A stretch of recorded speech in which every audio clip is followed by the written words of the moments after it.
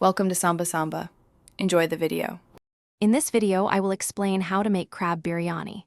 First, gather your fresh ingredients, including about 2 pounds of cleaned crab and 2 cups of aged basmati rice.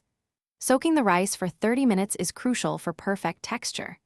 Ensure you have a good selection of whole spices ready, such as green cardamom, cloves, and a cinnamon stick, to build the foundational flavors of this exquisite dish.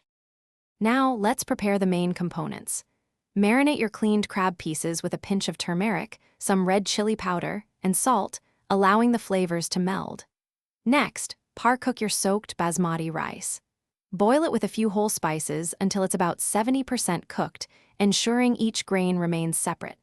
Drain the rice immediately and completely to stop the cooking process and prevent it from becoming mushy. The heart of any biryani is its masala. Begin by thinly slicing 3 large onions and frying them slowly until they achieve a rich, golden brown color, which adds sweetness and depth.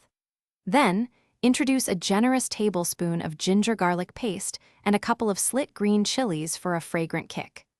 Stir in fresh yogurt, chopped tomatoes, and a quality biryani masala powder, cooking until the oil separates. Finally, it's time to assemble and cook. In a heavy-bottomed pot, create alternating layers of the rich crab masala and the partially cooked basmati rice. Sprinkle each layer with fried onions, fresh mint leaves, and chopped cilantro. Drizzle a tablespoon of ghee over the top. Seal the pot tightly, perhaps with dough, and cook on a very low flame for about 25 minutes, allowing the flavors to perfectly meld. Thanks for watching. Consider subscribing if we helped you.